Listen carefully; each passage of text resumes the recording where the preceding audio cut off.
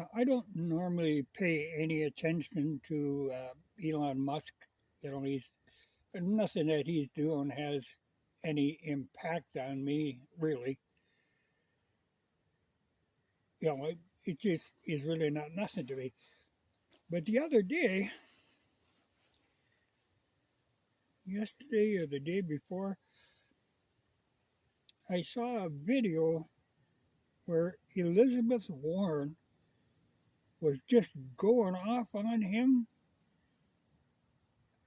And I was surprised to find out that the reasoning behind this, as somebody were writing a book about Elon Musk, and they had mentioned that quite some time ago, with this Starlink thing that Ukraine is using, he refused to turn on the Starlink system over Crimea. Now, of course, the Ukrainians are using that system, and they were trying to do a kind of a Pearl Harbor on the naval base in Crimea. That was their big scheme. And so they needed him to turn that on.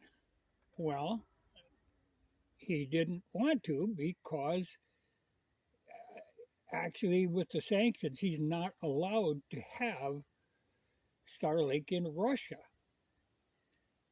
It would be illegal for him to turn it on, but the Ukraine military is demanding that he turn this on. So things got a little dicey, but when Elizabeth Warren found out that this had happened, she had a complete snit, about this. That a private company, although he's got a lot of military contracts, but that he would refuse Ukraine's demand to turn that on.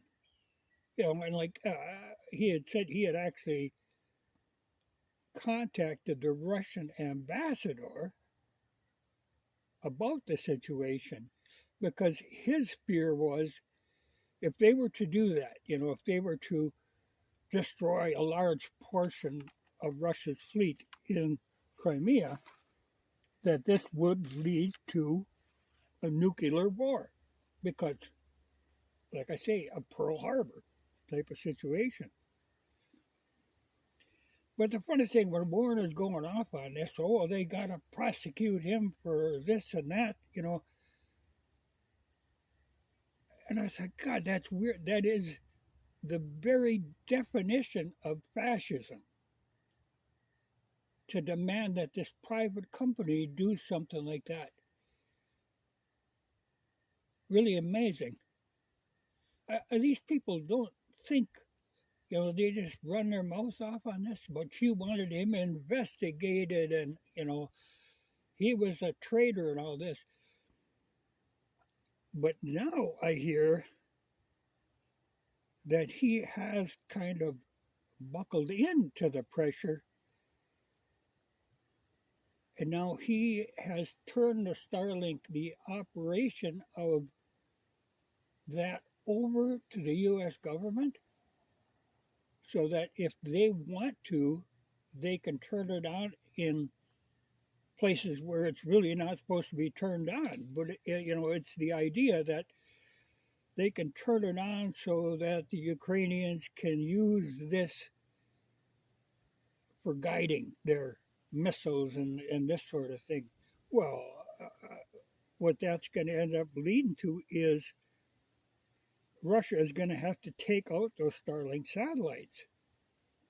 If they persist with this idea, they're perfectly capable of it. But can you imagine what will happen if countries start taking out each other's satellites? That's a dangerous path to go down. Just really surprised me. No, but like I say, Musk is kind of an odd dude. There's no two ways about that. But the idea that he buckled under and allows them to use his privately owned system for whatever they desire to do. You know, the idea is just turn it on just for the time that they need it, and they'd shut it off again. But I don't see how Russia can just ignore that. But if they get to the point where they start taking out each other's satellites, that's going to affect the whole world. But to take over a private company like that, but they were threatening with all kinds of actions for this treasonous act, which is what they were trying to call it. You know, it's funny, like Blinken said a weird thing the other day. Like we always like to say, oh, it's up to Ukraine if they want peace. And of course, Ukraine, they can't negotiate. They've actually passed laws that says they cannot negotiate. They've got these crazy demands that Russia has to do all kinds of things, before there could be peace. Well, like the Russians say, that just ain't going to happen. I mean, it's insane stuff that they're asking or demanding. So, it just won't happen. There will not be peace. Like the Russians say, well, there's no point even in discussing things with Ukraine because they have no real say in the matter. This is the U.S. So they said, if we're going to talk to anybody, it has to be with them. But then Blinken yesterday said something that I thought was just so damn funny. They don't have any self-awareness of what they're saying. He thinks that the Russians should have peace talks, but that the Russians refuse to because they can't. I mean, like I say, there's these preconditions that Russia's never going to go with. But Blinken was saying it takes two to tango, that they want these peace talks, but Russia's got to cooperate. And really, the only theory behind this, what their scheme is, they're trying to back out of this deal. They want to get rid of this. Is nothing but a thorn in their side now. They've got so much money invested in this. They want out. But now you have to try to sell this to the Ukrainians, and they aren't really going for it. So their scheme now,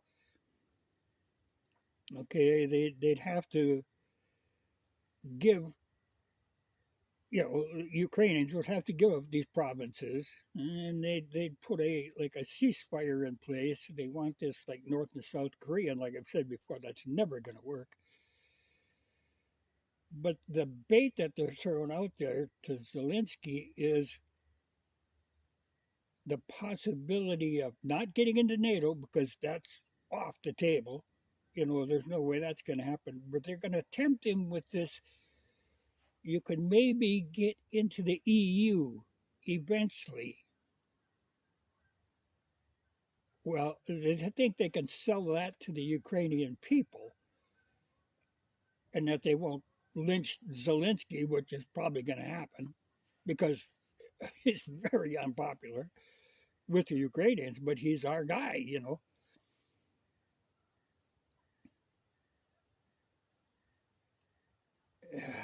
But anyway, what struck me as funny is when Blinken, who is an absolute idiot and, like I say, has no self-awareness, the phrase that he used, that it takes two to tango, there's a Russian proverb.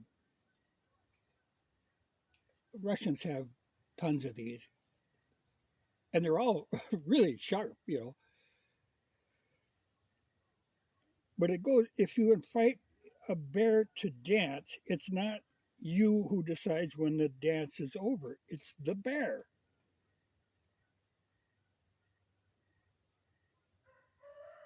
I don't know that Blinken understands this. So it's not up to him, it's up to the Russians. Funny deal. Okay, I'm working. I got my aluminum in, and I'm scheming these side covers out. It's like an 1/8 inch aluminum.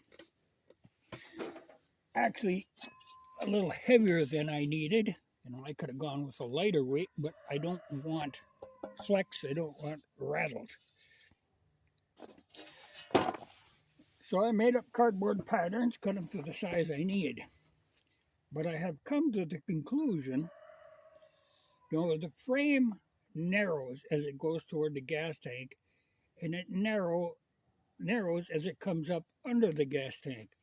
So if you notice this black line I put in right here, now I'm going to have to bend a break in that aluminum right there.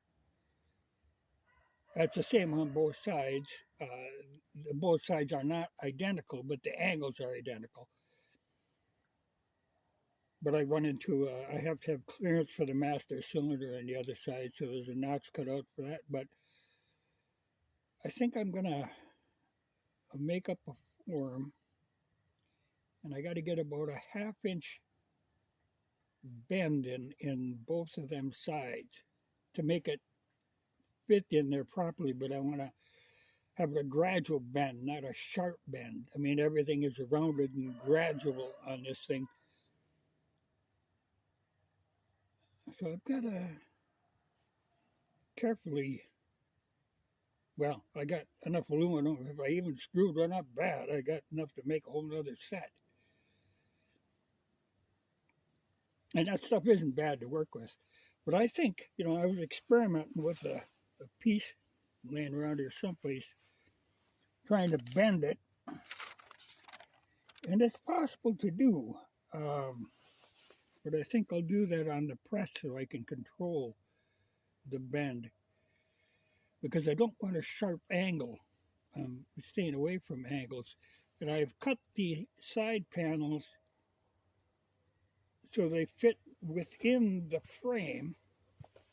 I didn't want them overlapping on the outside of the frame. I have to have them inside the frame so that the frame is still apparent. I'm not trying to cover up the frame. So I think that'll work out fine, but I really need to put that little radius in there. And then I will round out the sharp corners, once I get them tabs lined up where I want them. But before I do that, I have to put that radius in there. But I think with a couple blocks of wood, and I've got this round hard piece, so I think I can put that in the press and not kink, round that aluminum over. And then once I get it all done, I got to polish it up so it's the same as the tank and the fender, rather than dull aluminum. I don't care if they dull later on down the road, but I have to kind of match them. But that aluminum polishes up fine. It wasn't that expensive either. That it was like $30 and shipped free for a 1 foot by 3 feet piece of 1/8 inch aluminum. And good to have a little more because I might be kind of manufacturing some kind of a chain guard. I mean, I've got a steel chain guard, and I have a plastic chain guard, but I'm avoiding plastics. So I think, and the chain guard really the only purpose of the thing is to keep lube on the chain, not flying all over.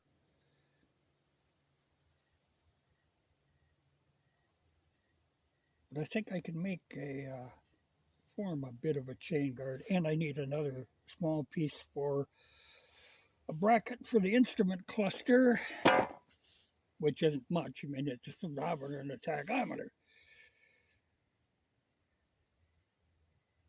But I think I can mount them with a little piece of aluminum securely instead of there's a steel mount now.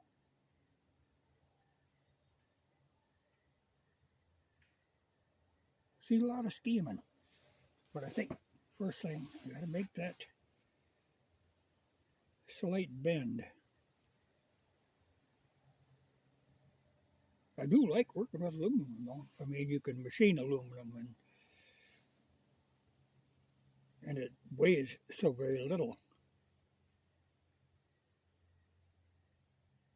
I want to be curious when this thing is done as to how much weight savings there is over a stock SR. But I think I'm going to be whittling off 75 pounds, something on that order. I could get rid of more if I can get rid of those cast aluminum wheels. But that in itself is a whole project. I mean, I've got rims, and I think I can find a front hub.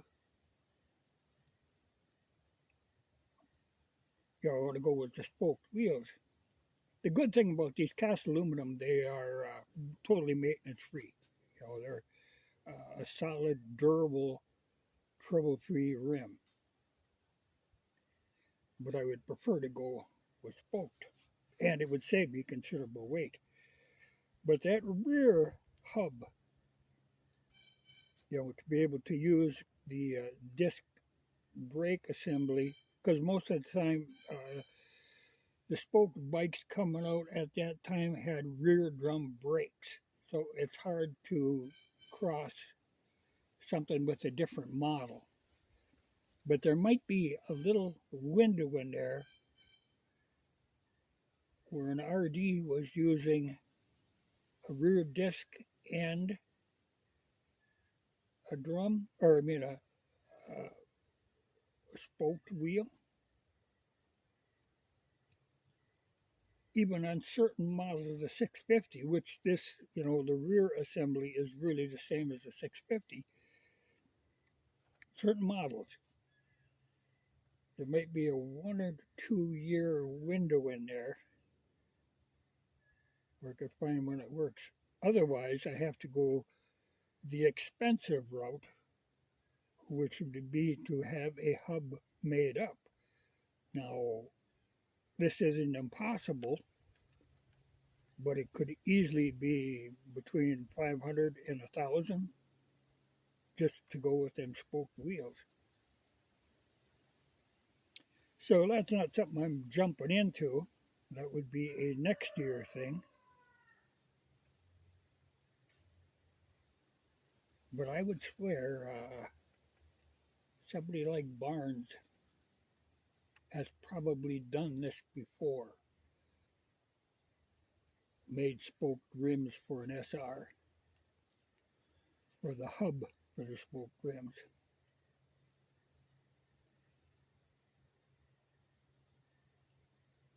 But retaining the disc brake.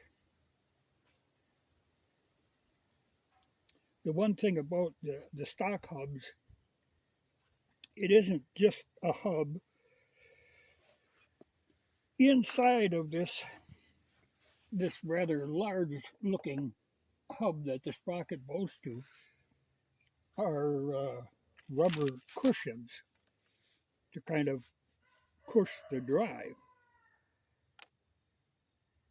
Now, like on the hubs that they use for flat trackers and stuff, that's gone. And I would probably lose that. Not a big deal. I mean, for years they didn't use that, but these 500s are hard on chains and hard on sprockets because of that big single pounds on them. So the Cush drive has something to it. There's a reason that they use them.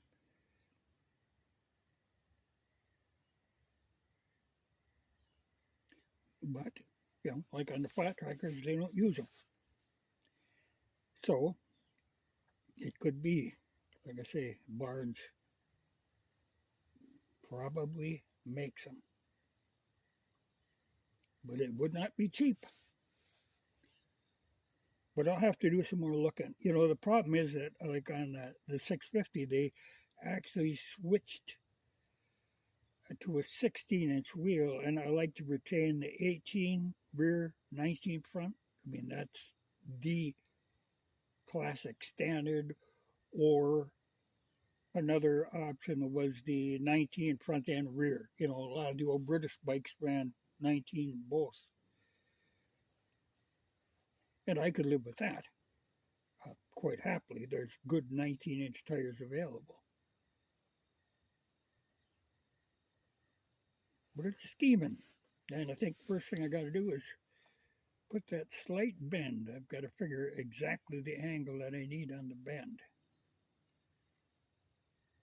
It's got to be smooth. Can't just be a kinked square deal that would ruin the whole thing. But to keep that line, I think that's what I need to do.